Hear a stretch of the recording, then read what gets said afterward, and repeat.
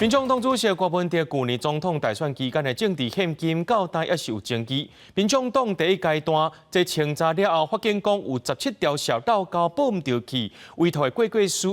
师端目前家己甲这闹到2000多万，家己改做交笔申报到北京公司。面对着这款的争议，黄珊珊表示会依法追究责任。我也要向支持者和合作的厂商鞠躬道歉。当时是郭文哲竞总财务长的李文忠行咧鞠躬谢失礼，因为民众党主席郭文哲最近陷入政治献金的风暴，承接做些活动的行销公司年奥甲是陆讲无收到民众党申报3笔总共916万外的支出。民众党等去查小才发现讲，会计师端目前假老高无报到大约2000多万，家己调税9笔，申报到是陆甲年奥1个木口这公司。我们委托的端木正会计师，他说他时间来不及，所以有很多漏报的情况，他去调节了当中的2000余万元，分成9笔申报，而且这个会计师并没有告诉竞选总部的任何人员。会计师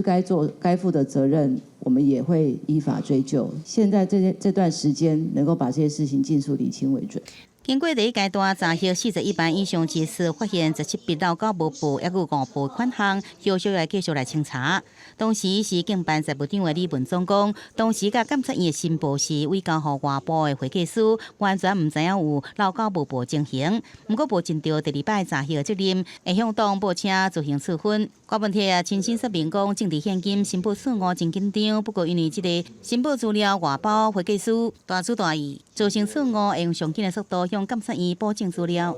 我们现在所有的支出，你知道都有凭证，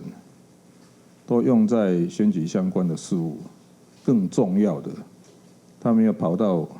任何个人的口袋里面。我会保证，我们一定会继续努力，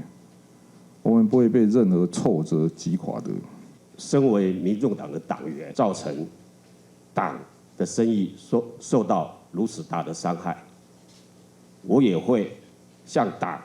自行处分。党目前是发声明来回应讲，提供的签证服务拢依照法令规定来处理，相信监察院也有检调查了后，先予会计师清笔。不过记者会开到一半，发生另外一个代志，台湾国理事长陈顺涵雄雄行入会场，一直挖群讲台，也甲民众党的工作人员发生冲突。请问授权金不是记者提问的内容。马可公司也发声明，有关税金的争议甲批评，造成公司甲相关伙伴严重影响。为了避免争议一直拖落去，即刻起暂停运作，并且依法进行公司的清算。台湾基进党也有国民党台北市议员张小平，昨日前后到台北地检署告发郭文哲涉嫌违反政治献金法、刑法背信者罪。北检也主动分案调查，专案交由检署乌金专组侦办。记者综合报道。